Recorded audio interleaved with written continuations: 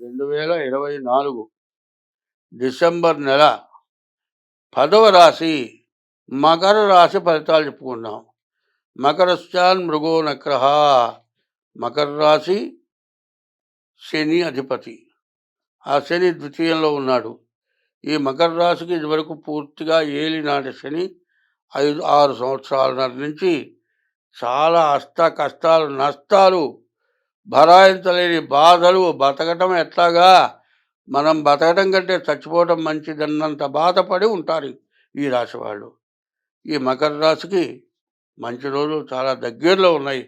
ఒక్క సంవత్సరం కనుక గడిస్తే ఈ మకర రాశి వాళ్ళకి ఏలినాటి శని పూర్తిగా అయిపోతుంది. అయితే శని యొక్క స్వభావం ఎట్లాంటిదంటే వక్ర స్వభావం. వక్రం అనగా ముందుకు వెళ్తూ వెనక వాళ్ళకి నష్టం చేస్తారు. గాడిద ఉందండి, గాడిద వెళ్తూ ఉంటుంది. దాని వెనకున్నామంటే వెనకాలతో ఒక్క తన్ను దంచితే కింద పడతాం, కాలు ఇరిగిపోతుందో నడుము ఇరిగిపోతుందో తెలియదు. మనం అనుకుంటాం ముందు ఆ గాడిద పని కొడుతుంది, ముందు గాడిద కొట్టదు, వెనక నుంచి కొడుతుంది. అట్లాగే శని కూడా మీరు తప్పు చేస్తే నిన్ను శిక్షించడానికి దొంగ చాటు దెబ్బ కొట్టేటువంటి స్వభావం శనికి. వక్ర స్వభావం ఉంది. మొన్ననే శని వక్రించి మళ్ళీ స్వక్షేత్రానికి మకరం నుంచి కుంభానికి వచ్చాడు. మకరంలో కూడా మిమ్మల్ని బాగా నష్టపట్టి ఉంటాడు. ఇంకొక సంవత్సరం పాటు ఈ కుంభంలో శని మారితే కానీ మీ జాతకం పూర్తిగా బాగుపడదు. కాబట్టి ఈ రాశి వాళ్ళు చివరిసారిగా శనికి 19,000 జపం చేయించుకోవటం, ఈ నెల కార్తీక మాసంలో 1వ తారీఖు వరకు కూడా ఈశ్వరుడికి అభిషేకం చేయించుకోవటం, తర్వాత మార్గశిర మాసం నెల డిసెంబర్ నెల మొత్తం విష్ణుమూర్తిని పూజించడం, ఇవి చేయడం చాలా మంచిది. అయితే ఈ రాశి వాళ్ళకి మరి శుక్రుడు బాగున్నాడు, బుధుడు ఏకాదశంలో ఉన్నాడు, గురువు 5ంట ఉన్నాడు. దీనివల్ల మీకు శుక్రుడి వల్ల వివాహం కాని వాళ్ళకి వివాహం జరుగుతుంది, మంచి భార్య వస్తుంది. వ్యాపారం చేసేవాళ్ళకి మంచి వ్యాపారం సాగుతుంది. చదువుకునే వాళ్ళకి విద్య కూడా బాగా సాగుతుంది. అయితే బాగా మంచి జరిగే టైము ఉన్నది. కానీ సప్తమంలో కుజుడు ఉండటం చేత వివాహం చేసుకోవాలి అంటే ఆ పిల్ల జాతకం పూర్తిగా పరిశీలించి కానీ మీరు వివాహం చేసుకోకూడదు. ఏమంటే మా అమ్మాయి పుట్టిన టైము లేదు అంటే మిమ్మల్ని మోసం చేయటమే. కాదు, నిజంగా లేకపోయినా సరే ఆ సంబంధం దొరికిపోవద్దు. ఎందుకంటే వాళ్ళ డేట్ ఆఫ్ బర్త్ జాతకం చూచి కానీ పెళ్లి చేసుకోకూడదు. అట్లా కాకుండా చేసుకుంటే 3వ రోజు విడబడిపోతారు, కోర్టుకు ఎక్కుతారు, సమస్యలు పెరిగిపోతాయి. కాబట్టి కుజుడు లగ్నాత్ సప్తమంలో ఉంటే భార్యాభర్తల యోగం సరిగా ఉండదు. కాబట్టి ఈ మకర రాశి వాళ్ళు వివాహం చేసుకునేప్పుడు చాలా జాగ్రత్తగా జాతకం చూపించుకొని ఏదో పోయి ఎవరినో బ్రాహ్మణుని అడగటం కాదు. సరిగ్గా జ్యోతిష్యం తెలిసిన వాళ్ళని జాతక చక్రరీత్యా ఇద్దరు జాతకాలు చూడాలి. షష్టాష్టకాలు ఉన్నాయి, షష్టాష్టకాలు ఏమన్నా ఉన్నాయేమో చూడాలి. కుజదోషం, కాలసర్పదోషం ఇట్లాంటివంటివి ఉన్నాయి, అన్నీ కూడా ఉన్నాయి. ఇవన్నీ చూసి చేసుకోవాలి.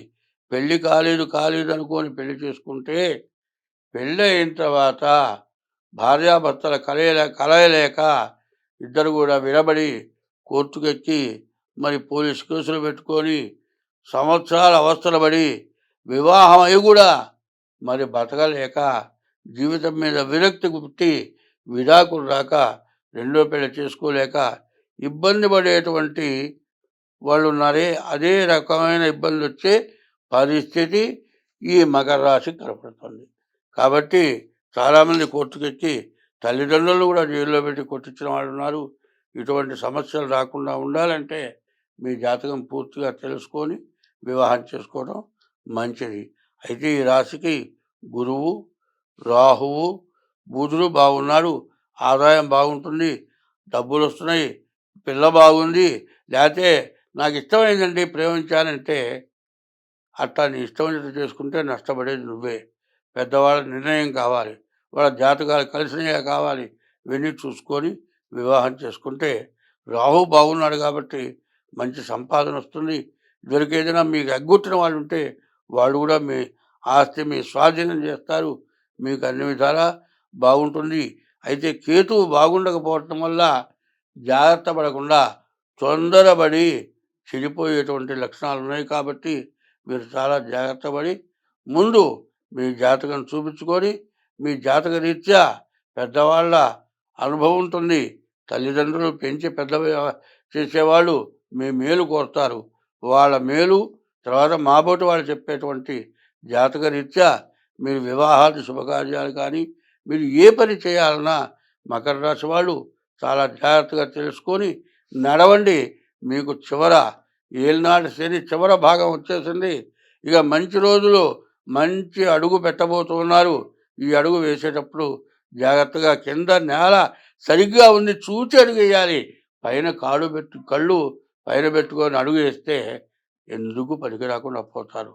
కాబట్టి కళ్ళు నెత్తికి రాకుండా పెద్దవాళ్ళు చెప్పినట్టుగా విని చేసుకోండి.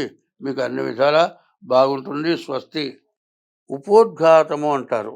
ఉపోద్ఘాతం అనగా ఈ 12 రాసులకి కూడా కలిసి వచ్చేటువంటి ఉపోద్ఘాతం 2024 నుండి 2026 వరకు కూడా ఈ 3 సంవత్సరాలు కూడా అందరికీ కూడా చాలా గడ్డు సమస్యలు. ప్రతివాళ్ళు కూడా సమస్యలతో బాధపడేటువంటి రోజులు అవటం చేత ప్రతివాళ్ళు కూడా ఏ ఒక్క గ్రహం బాగుండకపోయినా దానికి తగిన దోషం పోవటానికి ఉపశమనం చేసుకోవాలి. ఎందుకు అంటే నిన్నటిదాకా గురువు వక్రించున్నాడు, ఇప్పుడు కుజుడు వక్రించి ఉన్నాడు. ఇట్లా ఉండటం చేత సమస్యలు బాగా పెరిగిపోతున్నాయి. 2026 వరకు కూడా పూర్తి సమస్యలు. గ్రహాలు సరైనటువంటి స్థితుల్లో లేవు. ఈ సంవత్సరం 7 గ్రహాలు పాపగ్రహాలు, 2 శుభగ్రహాలు ఉన్నాయి. అందువల్ల పాపగ్రహాల యొక్క బలం ఎక్కువ అవటం చేత మంచివాళ్ళు బతకటానికి చాలా కష్టతరమైనటువంటి రోజులు. కాబట్టి ఇది ఏ రకంగా దెబ్బతీస్తుంది అంటే విద్యలో, ఉద్యోగంలో, వ్యాపారంలో, ఆరోగ్యంలో, కుటుంబ భార్యాభర్త, తల్లి బిడ్డలు, తండ్రి కొడుకులు వివాహం కావటానికి కానీ వివాహం అయిన తర్వాత కానీ సమస్యలు ఎక్కువైపోయి చాలా బాధలు పడటానికి సమస్యలు బాగా ఎక్కువగా ఉన్నాయి. అందులో ముఖ్యంగా చెప్పేది ఏంటంటే వివాహం కావటమే కష్టమవుతుంది. వివాహం అయిన తర్వాత వాళ్ళిద్దరికీ కుదరక విడిపోయే పరిస్థితులు వస్తున్నాయి. తల్లిదండ్రులకి అన్నం పెట్టక వాళ్ళు ఇబ్బందులు పడుతున్నారు. ఇటువంటి మహాపాపాలు ఎందుకు జరుగుతున్నాయి అంటే పాపగ్రహ వీక్షణ వల్ల జరుగుతూ ఉన్నాయి. కాబట్టి ఇది మేషరాశి దగ్గర నుంచి మీనరాశి వరకు కూడా ఇది వర్తిస్తుంది. కాబట్టి దీన్ని ప్రత్యేకించి అందరూ గుర్తుపెట్టుకోండి.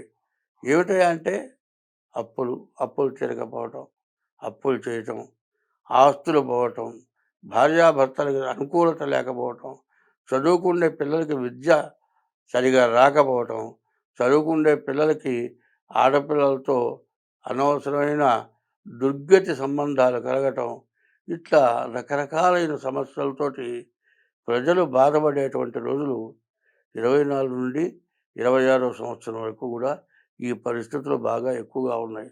కాబట్టి 60 సంవత్సరాల దాకా సంపాదించిన ఆస్తి మొత్తం పోయి కేర్ ఆఫ్ ప్లాట్ఫారం అయ్యేటువంటి పరిస్థితులు కూడా రాబోతున్నాయి. కాబట్టి వీటి నుండి బయటపడాలంటే ముందు మీ జాతక రీత్యా మీకు ఏ గ్రహాల దోషం, ఒక్కొక్క గ్రహానికి ఒక్కొక్క దైవ పూజలు ఉన్నాయి. అట్లాగే ఏంటంటే ఒక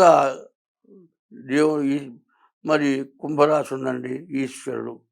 అట్లా కొన్ని రాసులకి కొంతమంది దేవతలు, అమ్మవారు, విష్ణుమూర్తి, ఇట్లా కొంతమంది దేవతల వల్ల కూడా పనులు జరుగుతాయి.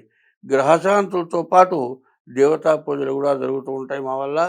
మీకు ఏదైనా కావాలన్నా కూడా మీరు డేట్ ఆఫ్ బర్త్ ద్వారా కానీ హస్త సాముద్రిక ద్వారా కానీ మీకున్న దోషాలు పోవటానికి అన్నీ చేయగలుగుతాం. కాబట్టి దీన్ని బాగా గుర్తుపెట్టుకోవాలి.